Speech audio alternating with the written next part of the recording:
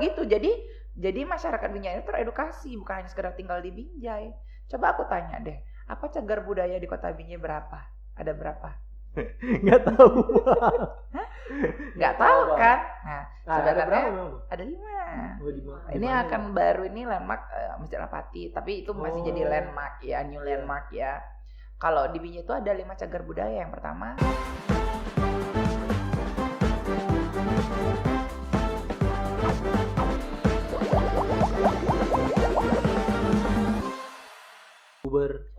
beneran mereka vokal mengucapkan iya apply. Bahkan kayak aku sekarang tuh kan namanya juga aku adalah orang yang up to date ya.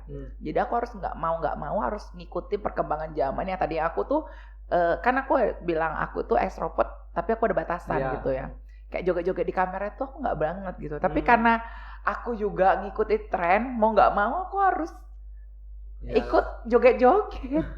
Mau nggak mau, tapi memang basic dulu aku muda tuh aku pernah ikut di Binjai itu B-boy namanya veteran, dan aku adalah alumni dari B-boy veteran itu. Jadi untuk ngedance itu udah biasa sih sama aku udah punya keahlian ngedance badan aku. Jadi aku nih aku boleh bilang tuh multi talent. Yang nggak aku bisa adalah apa coba? Nukang. Iya sih, Pak. Megang, meskipun aku megangnya dulu kan tuh tang kripping dan sebagainya, tapi aku menghindarin hal-hal yang kayak angkat-angkat, megang-megang. Bahkan jujur ya sampai sekarang tuh aku cagak 2 kereta aja nggak bisa. Maka aku lebih suka tuh naik Gojek kemana-mana. Kata mama aku, kayak aku harus dapet orang kaya deh. Nggak bisa, kok hidup susah.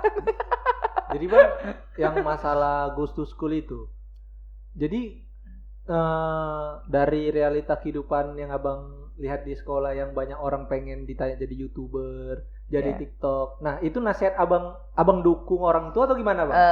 Aku gini ya, kita hanya diri kita sendiri yang bisa memikirkan diri kita akan menjadi apa gitu ya kan. Jadi ketika peluang-peluang itu tadi ada di depan matamu, silakan pilih dan silakan jadi apa yang kamu mau. Don't be push. Kalau misalnya kadang orang tua zaman dulu kan, kau harus jadi polisi. Padahal anak itu nggak di situ gitu. Tapi sekarang tuh beda udah zamannya. What do you want? Do it gitu kan. Jadi kayak ya udah jadi be yourself gitu. Karena aku tipe be yourself. Aku ya termasuk orang yang suka percaya sama diri sendiri, be yourself, be confident. Aku suka lebih set free lah aku ya. Aku orangnya bebas gitu. Nakama lah ya. Ya aku adalah orang yang bebas, maksudnya masih bebas yang dalam nggak bisa aku di dalam suatu kerjaan yang monoton gitu, karena aku udah melewati masa itu gitu. Apalagi kan zamannya sekarang nyari duit itu kan nggak mesti kerja lagi kan Bang. Sekarang udah banyak platformnya yang kita bisa ini. Tapi percaya nggak sih kalian, ternyata aku tuh amat-amati aku nggak pernah ngelamar kerjaan. Tapi kerjaannya datang ke aku. Jadi dan yang HRD itu Abang dijemput juga sama orang jadi gini, yang kerjaan HRD itu adik kelas aku yang minta kerja di perusahaannya si owner ini tadi. Dan aku kerja di situ karena itu adalah marketing online ya. Aku kasih mereka tuh best seller ya. Itu 3 bulan aku ngasilin 200 juta. Terus setengah tahun jalan 8 bulan ke-8 aku di situ aku diangkat jadi HRD untuk membantu cari rekrut karyawan yang juga best selling gitu, berkompeten. Iya, itu sih. Ya gitulah macam-macam ya. Nah, aku banyak banget informasi yang masuk ke kepala. Iya. Kan aku bilang kalian meja 3 yuk kan. Sampai aku bingung nggak ini Bang? Aku tuh ingat, tapi bingung nih mana nih mau tanyain karena saya gimana kan. Tanyain dulu satu Iya.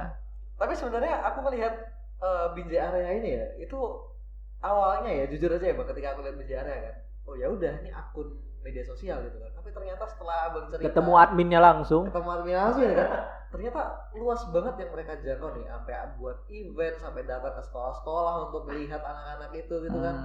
Dan terutama tadi ya ada awareness ke bagaimana usaha-usaha di kota Binjai ini tadi. Dan itu aku lihat linear tadi sama ketika Bang bilang di Binjai ini banyak orang mau jualan gitu kan. Banyak orang tahan dengan jualan. Dan keberadaan Binjai ini ternyata sangat-sangat kayak hit the pain point-nya di sana. Iya. Untuk membantu UMKM tadi. Iya. asik banget sebenarnya. Jadi kita udah ciptakan apa ya, lingkungan regular kita sendiri gitu. Dan memang bikin event-event ini memang dirancang dari pembuatan awal biji area. Oh nanti kita sambil buat event ya, udah ada niatan gitu, atau di tengah jalan, kayaknya cocok nih kita bikin event gitu. Iya, jadi dulu tuh mulainya dari mulai aku MC dulu, ikut MC event-eventnya orang. Terus udah kayak gitu. Tapi itu udah jalan sambil jalan biji area. Iya, aku dan itu tanya juga, kalau kayak gini bisa gini. Oh iya, kalau aku buat event pertama itu aku event mewarnai ya. Situ aku juga jadi jurinya. Dulu excited banyak yang ikut, hampir 50-an gitu. Di BSM, Bang? Iya. Jadi kayak seperti ini taktisnya. Terus aku kembang lagi buat event cosplay, buat event modeling, buat event run, event yang lain. Semua learning by doing. Paling kita cari di YouTube sekarang kan informasi berlimpah ruah kan.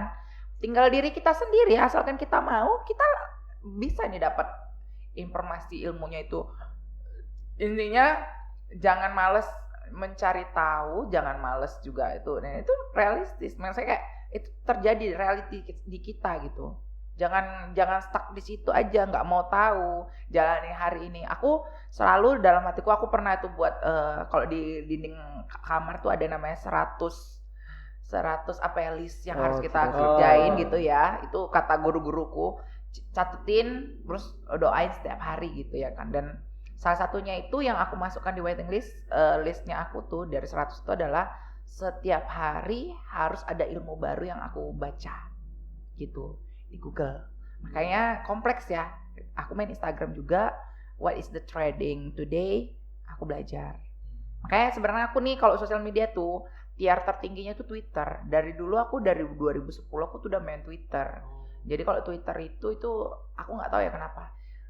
Para legend-legend orang pemikir tuh udah di sana. Iya sih, Bang. Setuju. Jadi ketika aku jatuh ke TikTok, goyang-goyang, ketika ini salam interaksi Facebook, ketika ke Instagram rasanya aku nyaman, oke di Instagram ini aja deh, nggak usah ke sana sini karena bentuknya ini Instagram itu kayak ini visible banget, kita bisa di sini, nggak norak gitu ya kan. Ketika aku di Twitter, jangkauan kami itu udah mengkritik, udah mengkritik, ya meskipun sekarang udah banyak akses vulgar ya di situ ya, yang mau nggak mau kita juga kok jadi kayak gini sejak dari Twitter berubah jadi X tuh ya, mungkin ya udah ngelihat perbedaan gila banget di ini. Tapi ya kan kita mau di situ kayak mau edukasinya. Kayak aku nge-follow itu Biasa Bersari, yang vokal-vokal di bidang dunia segmentif dunia apa nih, dia kan banyak pemikir, dia pemikir ya gitu sih. Aku banyak ngikutin itu karena kan di Jawa sana tuh banyak yang main Twitter, beda sama kita di sini TikTok sama Instagram. Jadi rata-rata teman-teman dan juga kawan-kawan juga yang di sana itu dari Jawa gitu, orang-orang Jogja, orang-orang Solo itu banyak main Twitter. Dan aku ngerasa di Twitter itu adalah on point-nya kita dapat informasi secepat mungkin. Tapi Bang, kenapa zaman sekarang ini TikTok yang ini lebih cepat naik gitu? Jujur ya guys, dari 2018 TikTok ada muncul, aku belum mau apply buat TikTok. Karena aku ngerasa ini handmade, made in mana ini? TikTok nih. China, oke. Terus aku cari, ya kan. Terus mereka menawarkan, dulu kan kalau dapat TikTok, invite kawan dapat sekian koin, gitu kan. Ternyata itu propaganda. Aku ngerasa kayak ini propagandanya. Ternyata udah dicari-cari. Ya, Bang? Iya, aku udah mikir ke situ tuh. Ini kenapa gitu ya kan? Kok invite-nya terus dapat koin dan ini. Terus mereka jual-jualan sebenarnya. Ternyata setelah diselidik kan sekarang udah ngerasakan efeknya. Kita beli barang-barang Chinese. Semua yang dipromosikan dari Chinese, harga gila-gilaan, merusak komoditi harga lokal. Yang tadinya juga barang-barang lokal juga kita dapatinya modalnya juga besar, ya kalah sama yang di sana. Karena pasar kita udah ngiblatnya ke sana semua. Nah, itulah yang sebenarnya kayak kita sendiri itu PR banget sih buat pemerintahnya. Makanya aku ada di situ juga memberikan vokal supaya pemerintah ini juga harus pinter. Jangan memberikan akses luasa. Meskipun semalam sempat digoreng juga, TikTok Shop di-cancel, sekarang ke Lazada, ke Tokopedia. Ya kan, tapi ternyata udah di Tokopedia ternyata ada in case-nya juga di Jakarta sana. Pekerjaannya dibuatin toko, tapi yang hasil keuntungannya tuh si si WNA itu gitu. Sampai segitu loh. Itu maksudnya gimana dong WNA-nya gitu? Jadi dia buat usaha nih. Kamu WNI, Apa? saya WNA. WNA-nya yang bikin usaha iya, gitu. tapi pengejaran urus-urusan surat menyurat itu atas nama kamu. Aku ngasih modal ke kamu. Jadi yang kaya jelas. Yang itu cuma digaji untuk gaji pekerja aja gitu. Sementara kan harus WNI itu. Dan pemerintah nggak menganalisis sampai ke situ. Makanya aku bilang kita ini ngikutin apa ya, pemerintahnya harus benar-benar harus dikasih perubahan gitu. Karena biar orang-orang tua yang sudah di pemerintahan itu terkating sama anak muda-muda kayak kita gini gitu. Karena nggak ini, iyalah pokoknya. Aku bahkan kalau misalnya boleh bilang, kalau bisa pecatin aja nih seluruh polisi dulu, ganti lagi sama yang betul-betul jadi polisi. Memang jangan kan, yang jual ladang gitu. Memang kan open recruitment kata yang baru ini kan mau dibikin jadi S1 kan. Soalnya dulu kan SMA. Iya masih ini. Ya kita in case ya maaf ya Pak Polisi. Aku juga punya teman-teman yang bapaknya juga polisi. Ya aku ngerasain gimana sih, karena kita psikolog kan kita harus mempunyai empati. Gimana kalau misalnya bapak kamu polisi terus polisinya digitu-gitukan. Ya kita tahu ternyata nanti sharing itu yang di atas sananya, kami yang bisa dapat balanya gitu-gitu.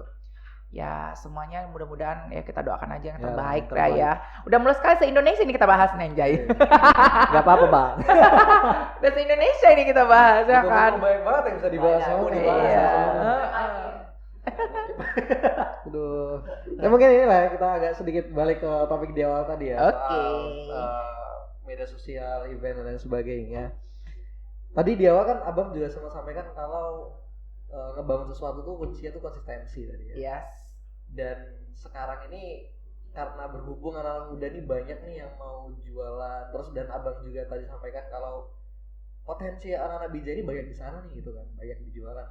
Itu kira-kira gimana supaya mereka bisa ngebangun konsistensi supaya bisa oke nih bisnisnya gitu? Buat teman-teman apa ya? Kalau aku sih sama ya. Ini tips dan trik aku juga pernah punya usaha dan aku juga sekarang di bidang dunia branding. Ketika kalian buat produk untuk dijual, harus pertama sekali adalah kalian uji dulu produknya dan kalian trust sama produknya. Jadi kalau misalnya kalian sudah trust sama produknya, maupun tadi yang di sebelah sana lebih enak, tapi kalian percaya nih produk aku ini juga ada pasarnya, dan kenapa kalian harus beli punya aku? Kalian harus cintai produk kalian dulu gitu. Misalnya kalian jualan ceker pedas gitu contohnya ya kan. Jarang ada yang jualan gitu. Dan buat supaya kenapa orang beli ceker pedas itu sama kamu gitu. Identity, brandingnya. Ya. Jadi jualan bukan hanya sekedar jualan karena aku kerja aku jualan gitu. Enggak. Konsistensinya adalah percaya sama produk kamu. Produk kamu bagus tapi kamu pemasarannya kurang, ya kamu akan jalan tapi pelan-pelan. Tetapi kalau produk kamu bagus, pemasaran kamu bagus, insya Allah ya, namanya itu adalah bentuk ikhtiar kita kan. Itu insya Allah bakalan bantu gitu. Oke, datangkan orang yang mau beli, kasih rezeki karena memang punya dia enak gitu. Karena apa? Jangan jadi orang yang jualan karena jualan aja, tapi harus trust sama produknya. Meskipun kita tadi aku ada nih ya, meskipun kadang ada orang yang coba berpikir gini, pintu rezeki itu ada dari mana-mana. Dari mana kanan kiri atas bawah, dari saudara, dari teman gitu. Makanya ketika kamu udah jualan, ketika kamu trust, kamu sharing, jangan malu, jangan insecure sama produk kita. Kita harus trust dulu sama produk kita. Karena kalau kita nggak trust sama produk dan kita nggak percaya sama produk kita, itu bakalan jadi kendala untuk kita jual. Ngerti kan? Ngerti Bang. Donat ada banyak donat. Tapi kenapa orang beli donat kamu? Karena donatnya kenapa gitu. Itu harus sampai. Jangan buat donat, aku donat ini beli gini ya gitu. Jangan gitu. Harus contohnya kayak kamu tuh buka jasa ngoding, jasa-jasa buat website ya kan. Kenapa harus buat website di tempat kamu? Karena buat kami ini program landing page-nya kami sudah ada ininya. Nanti kamu tinggal fitur berapa ada servisnya setiap bulan kalau misalnya kamu nambah ini. Karena ada penawaran-penawaran. Ya kan, kalau landing page itu kan kadang mau update dia info di landing page-nya itu beda. Karena kan orang bertanya, bukan hanya sekedar beli landing page, tapi setiap bulan kamu bisa update nih. Aku jual landing page ini ya 2 jutaan, tapi kamu kenapa 2 jutaan, yang lain 1,5 juta, yang lain 1 juta misalnya gitu. Nah, kalau di kami ini kamu mau update promo apa setiap bulannya, kamu bisa. Kita masih ada continue. Itu kan bisa dijual. Ya kan? Apa buat karakter identitinya itu berbeda. Kita harus mikir ke banyak-banyak peluang. Gak apa-apa dikit capek gitu, tapi dia bakalan wah, iya ya aku butuh ini gitu. Jadi ada needs yang ada di situ. Jadi orang kayak ya udah bakal jadi langganan continue gitu, ngerti kan? Like that. Bisa banget sih. Mungkin ini ya Bang, 5 atau 10 tahun ke depan kita ini kan lagi bicara sama orang yang punya wide vision ya. Kita ngelihat Binjai secara luas banget nih. Sang pemegang informasi Binjai ya kan, White vision nggak? banyak gitu kan. White vision. Iya. Kira-kira menurut Abang bakal jadi, kita bicara baiknya ya ke depannya ini, jadi potensi terbaiknya bakal jadi apa sih ke depannya? Yang aku harapin ini bakalan jadi kota Daegu. Daegu apa tuh Bang? Jadi kalau di Korea tuh Daegu itu adalah kota industrial. Nah, industrial yang dimana Korea Seoul tuh nggak akan jadi kota yang secantik itu tanpa Incheon dan Daegu. Incheon itu kayak second city-nya, dan Daegu ini adalah pusatnya di mana seluruh yang ada di Korea itu dari situ gitu. Dan aku mau sebenarnya dari influence kota Binjai sendiri itu udah gampang ngeviralin apapun yang ada di Binjai.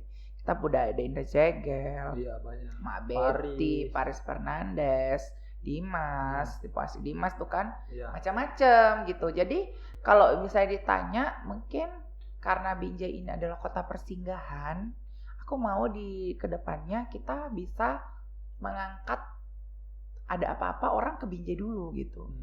Ada apa-apa kamu harus ke Binjai. Apa-apa kenapa kamu harus ke Binjai? Ada sesuatu hal yang harus aku singgahin ke situ. Jadi ketika memang orang dari mana-mana pergi ke sini ke Binjai, perputaran ekonomi tadi bagus, ya kan? Binjai akan jadi sektor kota yang tahu nggak, kemarin tuh aku udah sama kabitnya di Snaker, Bu Selva. Binjai Bang? Di Snaker Binjai? Iya. Dia bilang gini, suka banget loh menteri-menteri itu datang ke Binjai. Katanya. Kan belakangan ini banyak menteri datang ke Binjai kan? Ternyata kenapa ya? Karena pemerintah Binjai itu responsif, siap, dan welcome. Ya, makanya Binjai itu selalu jadi ada hati di nasional ya. Bukannya hanya dari salam dari Binjai, tapi ketika kita bilang dari Binjai, pasti wah orang ini. Makanya kita udah dapat poin itu kan. Jadikan poin itu, yuk kalau ada apa-apa Binjai gitu. Kita ada banyak sektor ya, aircraft kita maju, ada sawah lukis, ada Kakuta, macam-macam nih. Kita lah sebagai pemuda yang tinggal di Binjai itu membantu pemerintah untuk gimana caranya mempromosikan kota Binjai ini jadi kota persinggahan yang juga mungkin dari oleh-olehnya. Kita oleh-oleh itu banyak, tapi banyak belum terap, ya kan? Ada mekar, snack, ada batik tan rambutan, yang nggak semuanya orang tuh tahu itu gitu. Kayak tinggal kita sebagai pemudanya tuh kita naikkan gitu. Nah kita buat kemarin tuh Binjai juga buat salah satu ininya visit Binjai. Abang segmen? Salah satu ini kegiatan ketika kita nggak buat event, kita buat namanya tur jalan-jalan keliling kota Binjai. Ya dengan 150.000 itu udah all in makan, oleh-oleh, sudah dapat cenderamata, udah dikelilingin, udah pergi ke seluruh landmark dan juga cagar budaya kota Binjai. Kata buat gitu, jadi masyarakat Binjai itu teredukasi, bukan hanya sekedar tinggal di Binjai. Coba aku tanya deh, apa cagar budaya di kota Binjai berapa? Ada berapa? Nggak tahu. Nggak tahu kan? Nah, sebenarnya ada 5. Ini Dimana akan baru ini landmark Masjid Al-Fatih, tapi itu masih jadi landmark ya, new landmark ya. Kalau di Binjai itu ada 5 cagar budaya. Yang pertama stasiun kereta api. Ya, dan lapang Merdeka juga? Enggak. Ada kuil Sri Mariamma. Terus ada vihara. Pilar Setia Budha itu. Terus ada Gedung Kerapatan yang sekarang itu namanya Gedung Pengadilan Negeri Agama. Pengadilan Agama.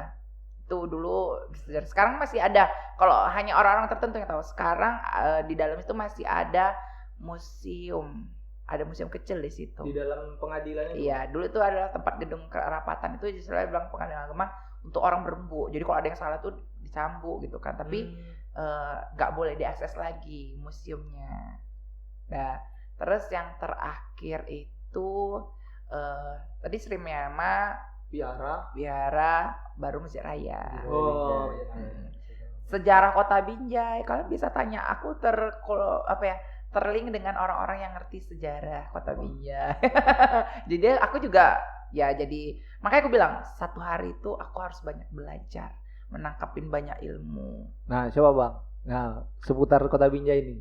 Binjai ini dari apa, Bang? Asal muasal sedikit kita belajar sejarah Kota Binjai ini. Jadi gini ya, Binjai itu seperti yang kita bilang, kita ada 3 sungai ya.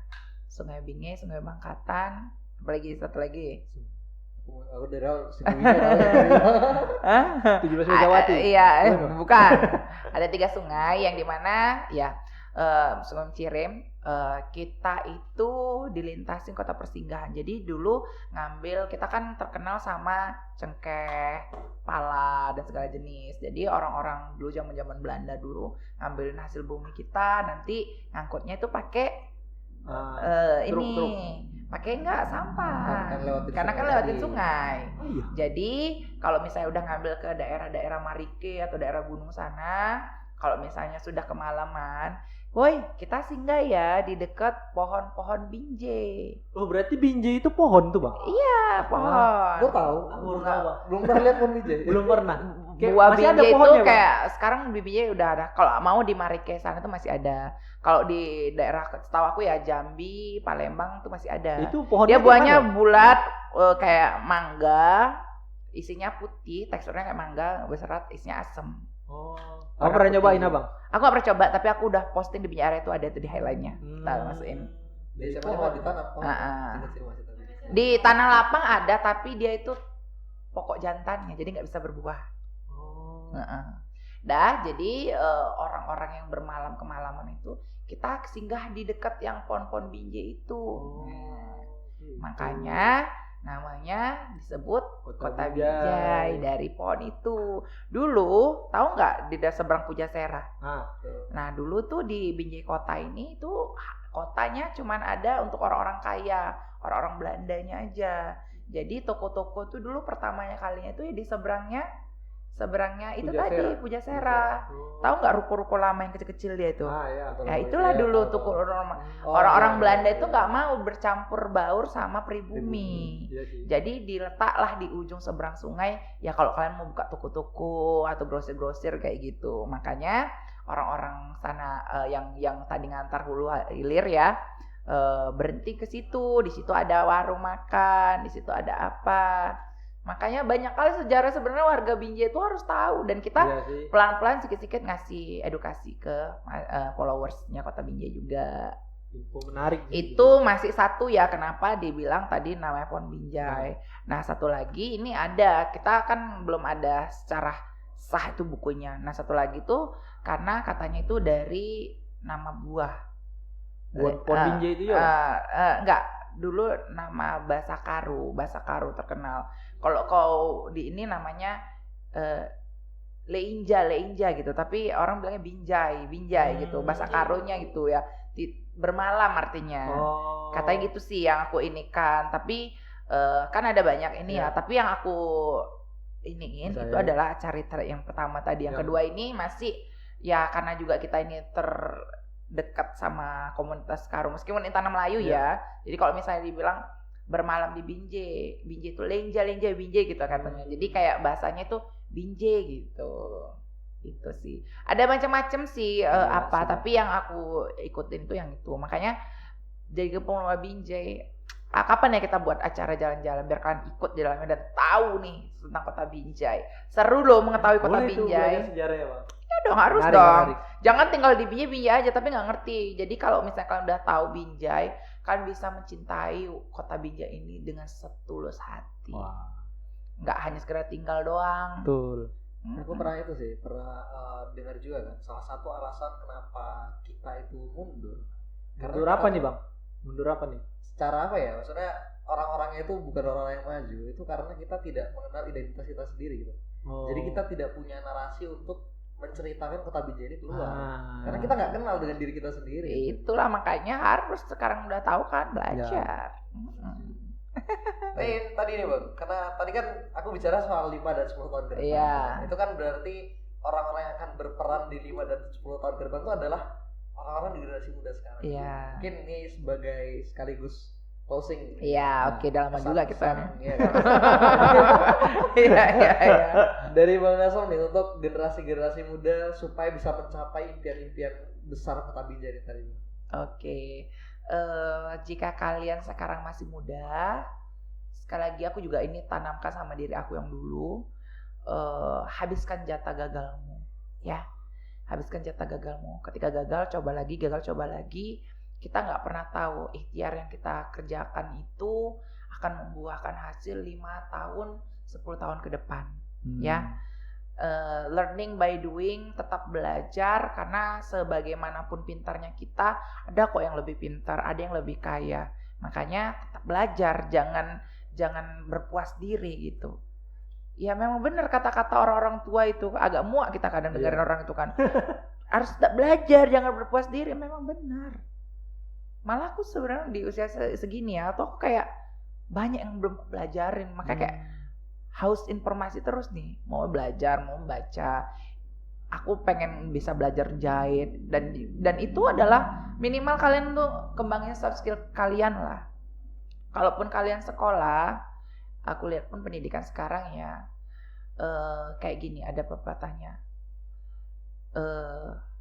sekolah itu kayak buat memeta-metakan kita, ya.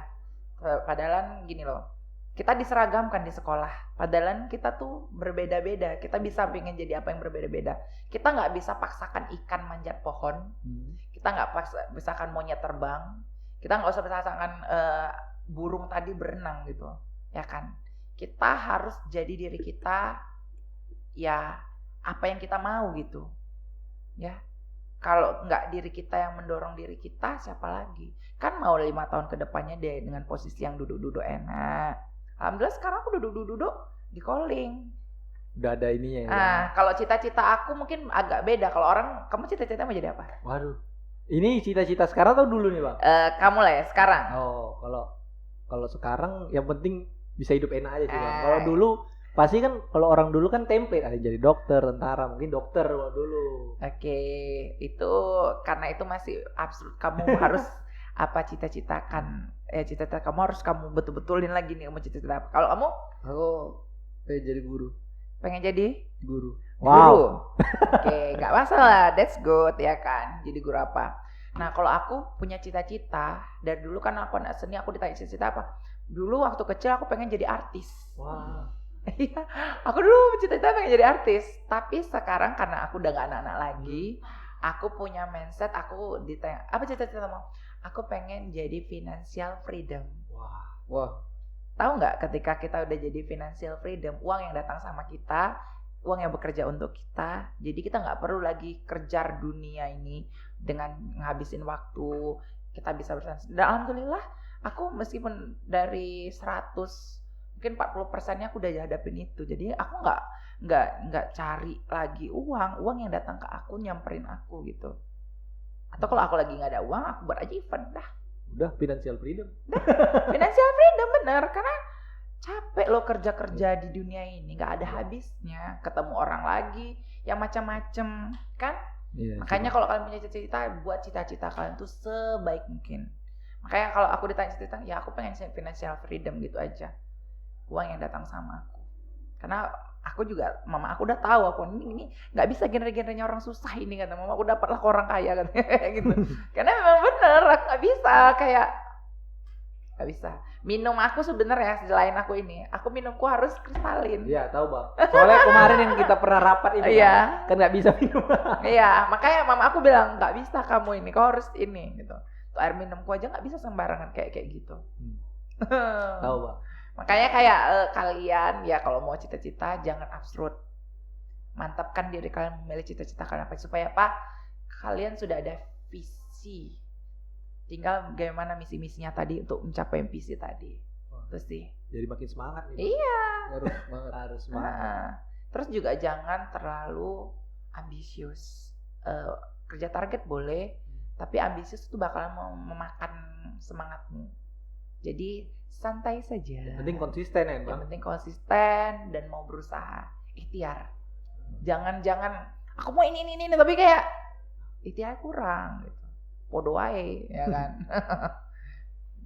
Ya makanya aku sekarang udah bilang, aku udah bisa bilang be myself. Just me and I, ya kan. Kigai. Iya. Kigai. Enggak mau jadi orang lain, maunya jadi diri sendiri aja. Itu nikmat sih, Bang. Ngapain jadi orang lain ya kan? Kalau bisa jadi diri sendiri. Mungkin orang nampaknya aku wow, tapi kan Tuhan itu selalu ada struggle. Hanya Tuhan yang tahu kita ditimpa masalah dan Dia tahu kita cuman diri kita yang bisa melewati itu. Makanya dikasih masalah itu gitu. Ya, orang lihat kan yang bagus-bagus. Iya. Nggak lihat susahnya. Makanya buat kalian itu kan kalau sekarang kan tahu nih jumpa sama orang yang sangat inspiratif. Sangat luar biasa. Jadi kalian udah bisa ngambil intisari. Wah iya ya, bener juga ya. Iya. Makasih, Bang. Karena kalau nggak diri kita sendiri ya siapa lagi? Sebenarnya udah closing statement pula ya kan. Padahal mau enak bahas Jam 3 gitu tadi nih kayaknya bagus. Bisa ini nih. Bisa dipanjangin ini lagi. Undang masuk lagi nanti. Iya. Semoga nanti pas ngundang udah ada AdSense. Udah ada AdSense. Amin. Oke, amin. Nanti aku bantu push juga nanti di short aku di YouTube. Aku udah lumayan rame kan. Oke, gitu ya. Makasih Luar Bang biasa, ya, terima Bang kasih. Daso. Oke, sama-sama. Kayaknya kita udah nggak bisa tagline bermanfaat kadang-kadang ya. Iya, Panjang ini udah faedah semua ini nih bukan sampai kadang-kadang akhir. lagi, udah full bermanfaat. Udah full dari awal sampai akhir faedah semua ini. Alah, biasa aja itu. Itu nanti bakalan kalian alami kalau kalian juga menjalaninya. Mungkin kami masih banyak belajar, Wak, dari Abang. Amin. Pokoknya sama-sama kan lagi ini jadi nambah semangat, Iya. tambah jadi aku pengen nih gitu ya kan. Oke. Jadi mungkin itu ya pertemuan kita kali ini dengan Bang Bang Daso Daso. yang luar biasa sekali ngasih kita banyak banget ilmu hari ini. Insight baru tentang Kota Binjai, Banyak tentang banget, UMKM, banyak. tentang sosmed, tentang MC lagi tadi, Wak. Iya, macam. Jangan Kalau ngobrol lupa. sama aku tuh muter-muter, macam dia. Tapi banyak ini ya Bang yang bisa diambil. Iya. Jangan lupa terus ikutin media sosial kami di @setengahmatangproject. Terima kasih semuanya. Bye.